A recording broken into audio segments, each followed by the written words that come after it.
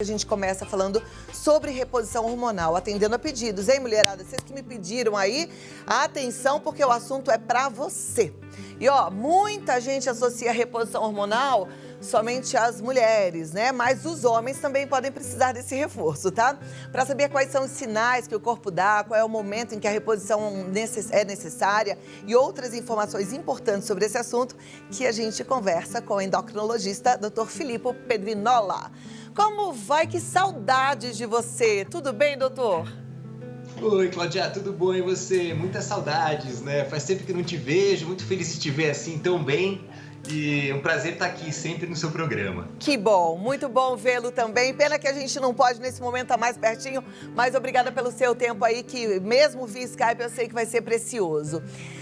Você deve ter ouvido eu falando, a mulherada pede assim, de monte esse tema, todo mundo quer entender reposição hormonal, né? Então eu queria que você explicasse um pouquinho o que é a reposição hormonal. Pois é, um tema tão polêmico, né? E muitas pessoas têm muitas dúvidas em relação a isso. Então as perguntas mais clássicas são assim: será que eu devo fazer reposição hormonal? Mas não vai dar câncer? Mas quando que eu devo fazer? Até quando? Então são muitas dúvidas, inclusive de que forma eu devo fazer isso? É por comprimido, por via oral, é por creme, é por adesivo, é por implante hormonal, né? Então a gente vê muito essas dúvidas, esses questionamentos. E acho que é importante começar dizendo vamos falar sobre a mulher um pouquinho nesse início, o que é a menopausa, o que é o climatério. Então, a menopausa é um período, claro que assim, a gente chama de menopausa a última menstruação que a mulher tem. E ela ficaria pelo menos 12 meses sem menstruar. Então, é um diagnóstico retroativo. Então, a mulher ficou 12 meses sem menstruar, então a gente chama de menopausa. Agora, o climatério é um período que pode começar 5 anos antes e onde a mulher começa já a ter alguns sintomas que são consequência da diminuição dos ovários. Então os ovários vão diminuindo de tamanho e vai começando a acontecer uma diminuição da produção dos hormônios femininos, que são o estrógeno, a progesterona e também a testosterona. Muita gente chama a testosterona de hormônio masculino, mas é injusto, porque as mulheres também produzem testosterona nos ovários e também nas glândulas suprarrenais. É claro que em média 20 a 30 vezes menos que os homens, mas também é hormônio feminino. Então essa redução gradual que começa a acontecer desses hormônios é o que dá o que a gente chama de síndrome climatérica, que já começa nos 40 e poucos anos de idade na mulher. Então os ciclos podem começar a ficar um pouco mais irregulares, aparecer alguns sintomas de irritabilidade, de alteração de pele, unha, cabelo, libido, dificuldade de manutenção de massa muscular. E então a reposição hormonal, a gente não tem que esperar até chegar à menopausa, quer dizer, fazer com que a mulher fique 12 meses, né, depois parada de menstruar com vários sintomas desagradáveis, como calores noturnos, fogachos e tudo isso, para então começar a fazer uma intervenção. Então se começa antes, né, quando começam os sintomas, é que se indica começar então a tratar, a fazer reposição hormonal. É claro que não é para todo mundo, né? Então existem as contraindicações e existem as indicações, né?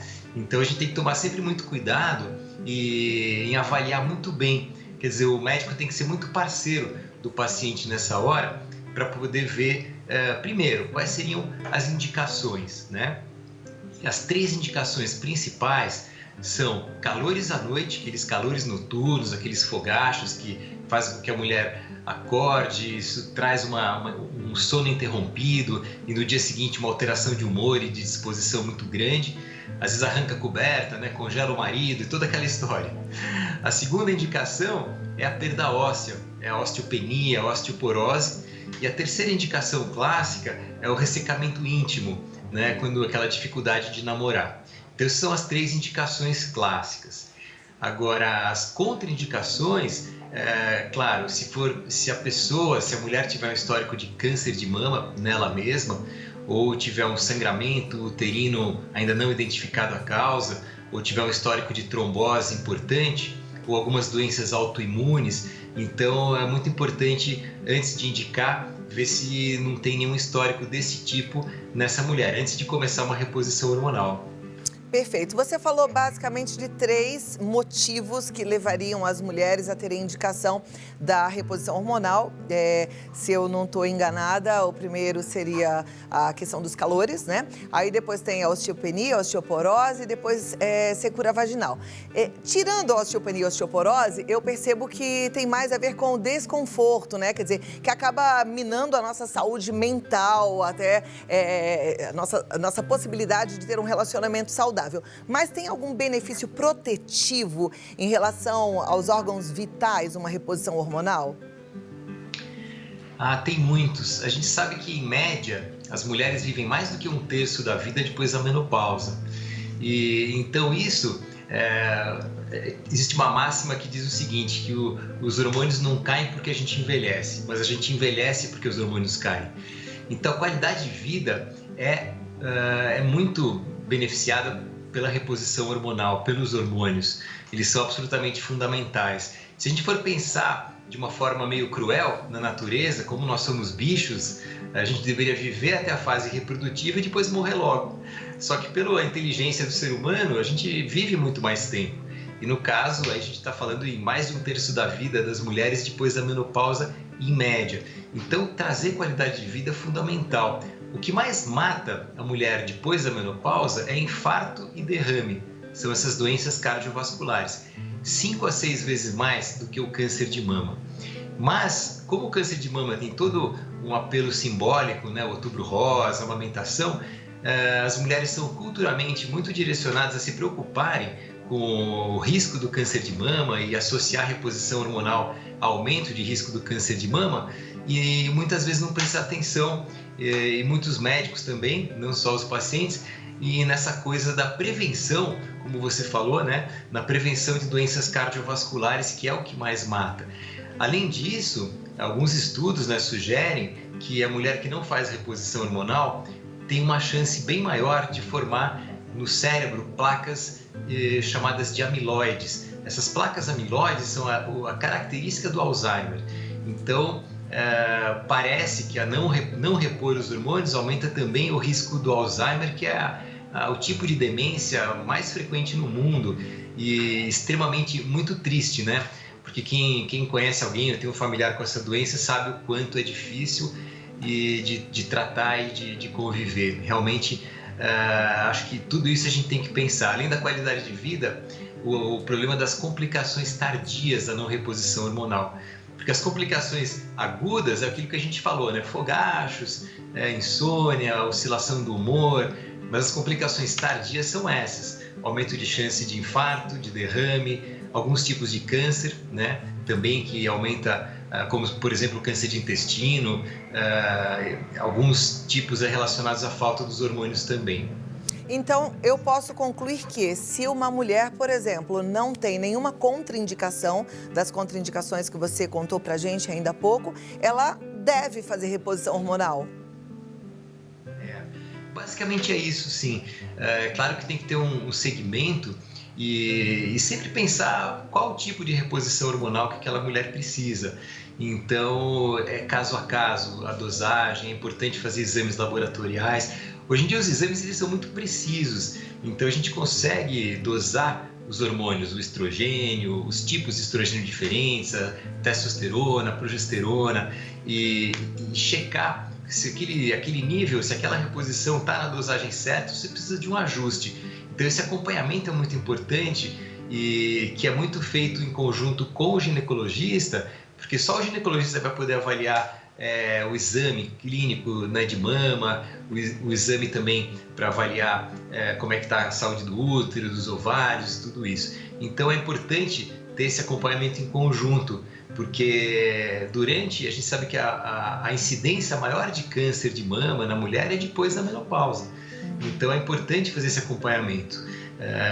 O tipo de reposição feita hoje, mais recomendada, é o transdérmico, ou seja, o creme, né? Praticamente não se usa mais a reposição por cápsula, por via oral. Porque quando a gente toma algum comprimido, o que acontece? Tem que passar pelo circuito do fígado, que a gente chama de circuito enterohepático.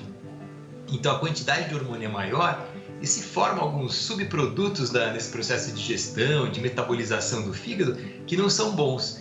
Então hoje a recomendação é que seja feita por creme, ou adesivos, ou implantes hormonais, que fazem isso também muito bem. Então aí fica muito da opção da pessoa, da paciente, para poder escolher em conjunto o que para ela vai ser melhor. Tá ótimo. Doutora, eu vou te pedir 2 minutinhos de paciência, vou entregar um recadinho, mas eu volto aqui e aí eu quero que a gente dê uma passada também na reposição hormonal masculina, porque os homens também podem fazer reposição hormonal, né? Em muitos casos é indicado. E depois eu vou liberar para as perguntas da turma em casa. Combinado? Combinado, tá então, ótimo. tá bom. Você que já tem a sua pergunta, tava louca por essa pauta, vai lá. Corre no nosso WhatsApp, 11 9 50 45 18 40 e me conta. O que é que você quer saber? Já pergunta pro doutor Filippo Pedrinola, que é ele quem vai responder, viu? Maravilhoso. Isso, gente, é aquela consulta que você não pode deixar passar. Precioso, esse médico é top. A gente vai falar também da reposição hormonal para os homens, certo? Doutor Filippo Pedrinola, homens também podem e devem fazer reposição hormonal? Podem, devem. E, aliás, é engraçado porque os homens, em geral, procuram menos o médico do que as mulheres. Então, normalmente é a mulher que manda o médico, manda o marido no médico, né? Olha, vai lá que acho que você não tá bem. E nos homens também. Normalmente, depois dos 45, 50 anos de idade, vai começando a ter uma diminuição na produção do nível da testosterona testicular. E isso não só na produção, como também pode existir o aumento da produção de uma proteína pelo fígado, chamada SHBG, que vai lá e gruda na testosterona, então não deixa ela funcionar bem. Então muitas vezes o homem faz o exame da testosterona, vem lá razoavelmente boa e acha que está tudo bem, que de repente aquela queixa de queda de libido, dificuldade de ereção ou disposição, alteração de humor, deve ser algum outro motivo, né? Mas muitas vezes passa batido, vamos dizer assim, a dosagem da testosterona livre ou bioativa, que é ela que realmente tem função. Então é importante, sim, avaliar, porque é claro que no homem é muito mais gradual, não é como na mulher que é a menopausa, né? Que de repente para a produção hormonal. No homem é mais gradual. Então começa a ter uma diminuição e vai acontecendo aos pouquinhos. Mas é importante não perder esse momento para começar a tratar quando for necessário, porque no homem os sintomas são muito relacionados à disposição, irritabilidade, falta de energia, perda de massa muscular. E sim, nos homens é muito importante ter essa detecção chamada de hipogonadismo, né, quando isso acontece, e tratar e repor. E hoje em dia as formas de repor no homem a testosterona são várias e muito eficientes. Por exemplo, gel também, como para as mulheres? Tem o gel é aplicado diariamente, normalmente no antebraço ou na barriga ou nos ombros, e funciona bem, tem que ser usado todo dia, normalmente. E tem também injeção, né? Tem uma injeção que pode ser aplicada a cada 3 semanas e tem uma que pode ser aplicada a cada 2, 3 meses. Então, para quem opta por essa, é até bastante cômodo, porque vai ter que fazer o quê? Tipo 4 vezes por ano uma aplicação intramuscular e mantém os níveis muito bem também. E uma outra alternativa para quem prefere é o implante hormonal, que é colocado no tecido subcutâneo, na gordurinha embaixo da pele, e dura 1 ano. Então, fica tendo essa ação do hormônio durante 1 ano. Então, tem homens que preferem esse tipo porque acham que a comodidade é maior. Então, depende muito de caso a caso. Mas é a testosterona igual, né, independente da forma como ela é usada. E a gente consegue também monitorar isso muito bem pelo sangue para poder ver como é que estão os níveis hormonais e tomar um pouco de cuidado com a próstata, né? Que é muito importante, porque o ponto fraco do homem é a próstata, assim como nas mulheres são as mamas. Então é importante fazer acompanhamento de PSA, de imagem. O homem tem que ir 1 vez por ano no urologista também para fazer o toque, para poder ver se está tudo bem, porque não adianta só fazer imagem e dosar PSA, porque ainda o toque é insubstituível para perceber como é que está a textura da próstata, né? Então, às vezes o paciente briga com a gente, não, mas precisa mesmo? Eu falei, precisa. Tem que ir lá e tem que cuidar. Perfeito. A gente até fez muito dessa pauta aqui e a gente colheu assim várias informações de homens para poder estimular outros homens, que é algo muito rápido, é muito simples, não é um bicho de 7 cabeças e tem que ser feito, né? É preservar a vida, preservando e cuidando da saúde. Doutor, já temos muitas perguntas. Eu vou passar para as perguntas para a gente poder ter mais tempo para responder, tá bom? Tá ótimo. Então a primeira dela já vai aqui para o nosso video wall. E assim eu já leio e você já responde. A primeira delas fala assim, olha, por que a perda óssea quando entramos na menopausa? A reposição hormonal impede que isso aconteça? Essa pergunta é ótima, né? Porque realmente o osso, quando a gente olha, a gente dá a impressão que o osso é uma estrutura meio parada, né? Mas de parada não tem nada. É um tecido vivo que está continuamente se renovando. Então, tem umas células chamadas de osteoblastos que produzem a matriz óssea todos os dias. Aí tem umas outras celulinhas chamadas osteoclastos que comem esse osso. Então, existe um equilíbrio entre a formação e a reabsorção. A gente sabe que a mulher ela faz uma reserva óssea mais ou menos até uns 35 anos de idade. Depois começa a perder, né? Começa a perder mais do que faz. Então, é muito importante ter uma reserva óssea boa e fazer o acompanhamento com a densitometria óssea, porque a gente sabe que essa perda do osso está muito relacionada ao hormônio estrogênio, assim como a testosterona também. Porque existem receptores para esses hormônios lá nos ossos, nas células dos ossos, que estimulam essas celulinhas, esses osteoblastos, a fazerem a tal da matriz óssea. É por isso que a reposição hormonal sim protege contra a osteopenia, contra a osteoporose, que já é um caso mais avançado, e muitas vezes ajuda a reverter. E em alguns casos também a gente pensa também em usar a própria testosterona, que também ajuda nessa recuperação óssea, que a gente sabe que diminui muito a qualidade de vida, principalmente lá na frente, né, com fraturas espontâneas, principalmente pessoas mais idosas, com fratura de fêmur, fratura de úmero, né? Então, realmente ajuda bastante. Maravilha. Eu tenho mais perguntas, vou deixar uma pergunta aqui no ar. A pergunta é, tem como prevenir a necessidade de reposição hormonal no futuro? Mais um responde não, me dá mais 2 minutinhos e a gente volta, tá? Será que dá para prevenir essa necessidade? E eu quero pedir uma coisa para você que está em casa. Quando você mandar a sua pergunta, manda junto o seu nome e a cidade em que você está, porque eu gosto tanto de poder mandar um beijo para vocês e agradecer a participação através das perguntas. Todas essas perguntas são perguntas de telespectadores, mas se identifica, coloca seu nome e a cidade em que você está, tá bom? Porque assim eu posso falar aqui de você. Muito obrigada pelas perguntas, porque já tem muitas. Volta com o doutor Filipe Pedrinola. Doutor Filipe, eu me lembro da pergunta, se a gente fizer a prevenção, a gente pode passar por essa fase sem a necessidade de reposição hormonal? Então, Cláudia, isso é importante a gente falar alguns aspectos, né? Primeiro que assim, a reposição hormonal não é para todo mundo, né? Então, é claro que outro dia eu recebi uma paciente que falou assim, fui no meu ginecologista e como eu não tenho sintoma nenhum, apesar dos meus hormônios indicarem que eu estou na menopausa, eu não sinto nada. Então, ele falou que como eu não sinto nada, então eu não preciso fazer reposição hormonal. Isso está certíssimo. Então, a gente faz a reposição hormonal quando existem sintomas, né? Então, esse é um primeiro alerta importante, porque não é que seja obrigatório fazer, né? Mas então, deixa eu só te interromper aqui, eu já vou te deixar falar novamente. Mas só para não perder o fio da meada. Então, se a pessoa não precisa, ela não... Você falou, isso está certíssimo. Mas não tem o benefício futuro de que se ela não fizer, ela pode ter problemas lá na frente do coração, por exemplo, e daqueles coágulos que você falou? Tem sim, por isso que é sempre uma decisão a dois, né? Tem que ser sempre entre o médico e o paciente ali naquele momento, porque a gente tem que pensar nessas complicações tardias.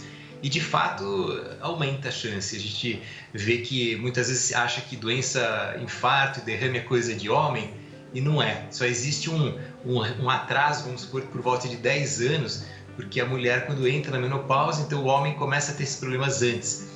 Mas existe sim. Então, sempre vai ter o benefício tardio da reposição hormonal.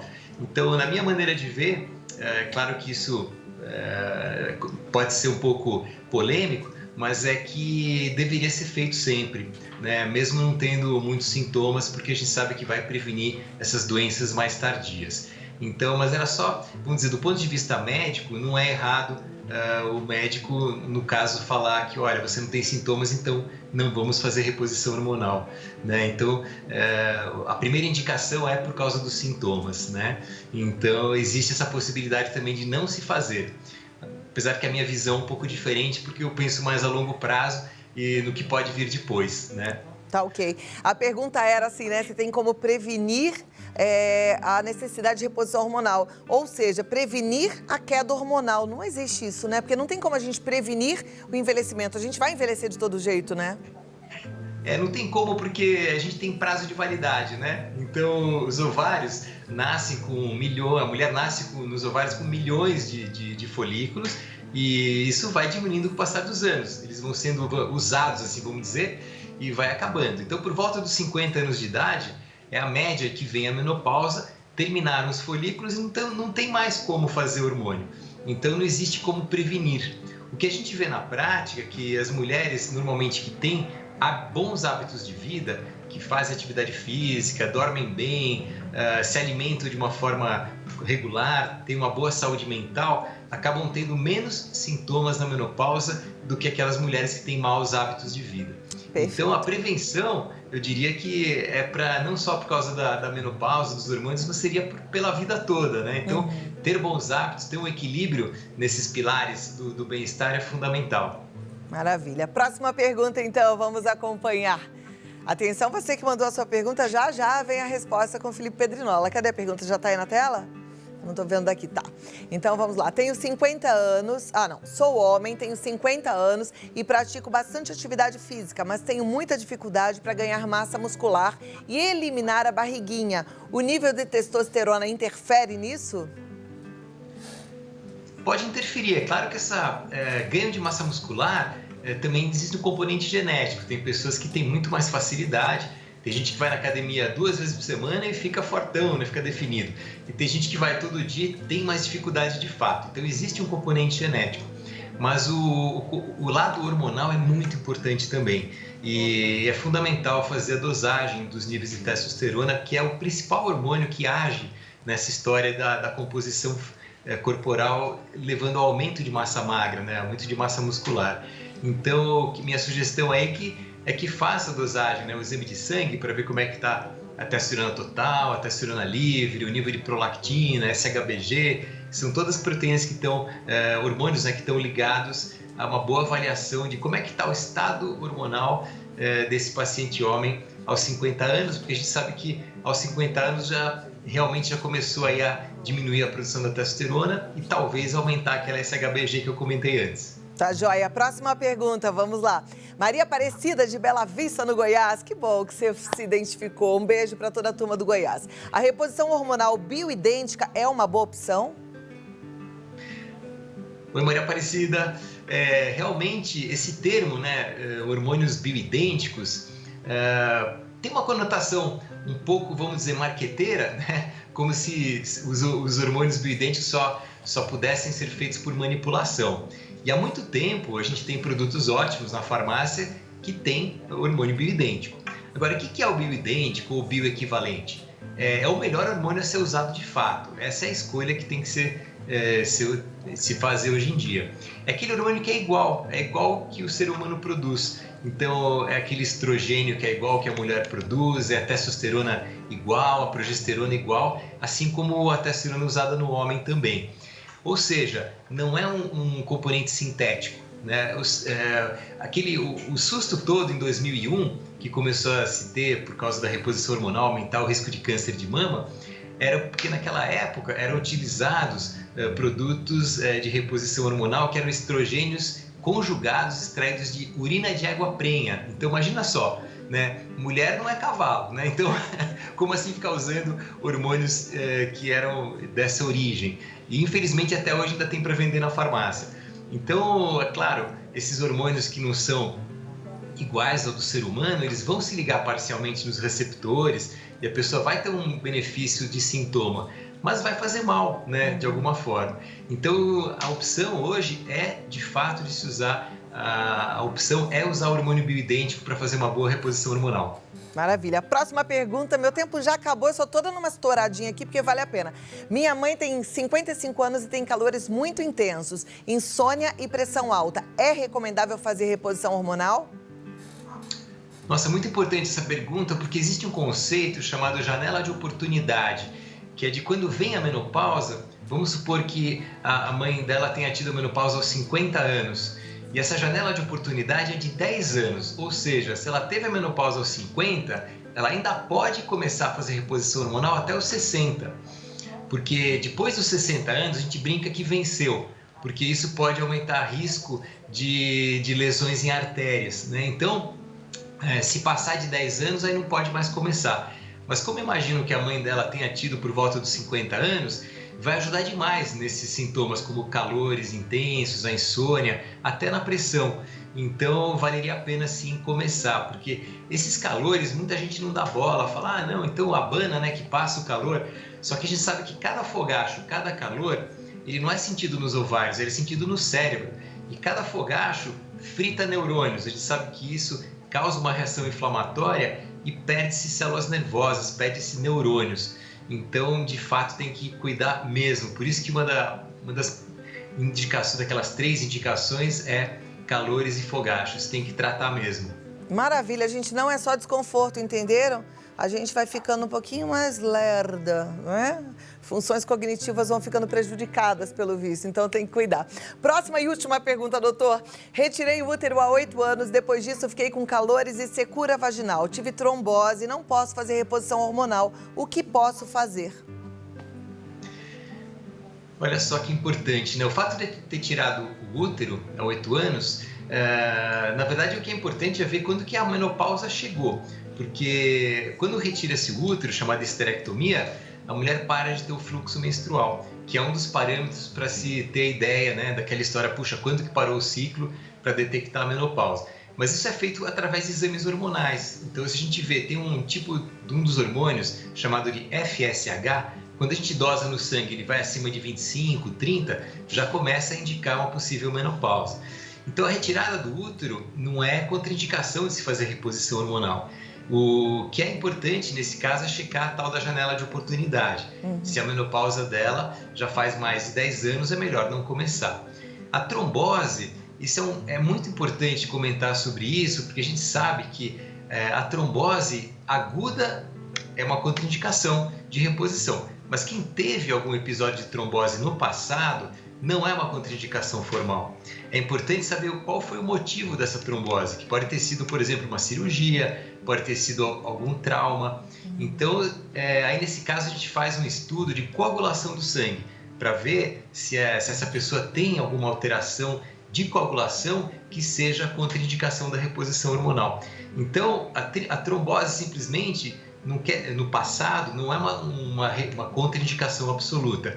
Tem que investigar um pouquinho melhor. Tá ótimo. Olha, foi muito bom. Eu quero que você volte rápido, porque demorou muito, porque o assunto ainda não esgotou, temos muitas perguntas, então eu vou te convidar para vir bem rapidinho para continuarmos esse assunto, tá bom, doutor? É sempre um prazer estar com você no seu programa, gosto muito. Quando você quiser, estamos de volta. Tá ótimo, quero já. Muito obrigada. Vou passar aqui os seus contatos. Uma ótima tarde e até a próxima. Obrigado, para você também. Obrigada. Doutor Filippo Pedrinola, ele tá no site, entra lá para você conhecer mais. Filippo é com F mesmo, só que com 2 P's, tá? filippopedrinola.com.br. Informações para você ligar, marcar um horário. Hoje com a telemedicina você pode ser consultado de qualquer lugar do planeta, né, gente? É o 11 30 78 0124. E aí a oportunidade de ter um médico maravilhoso assim. 11 30 78 0124. E o Instagram é DR Filippo, com 2 P's, Pedrinola, tá bom? Segue lá que você vai gostar. Agora aqui, já que estamos falando muito pra mulherada, atenção, minhas amigas. Eu sei o quanto é sofrido e perigoso ter infecção urinária. Pra quem tem infecção urinária de repetição, né, e aí o negócio é pior ainda, né? É um antibiótico atrás do outro, aqueles sintomas terríveis, você já fica assustado a hora que você pensa que pode ter. Então a gente vai resolver isso já.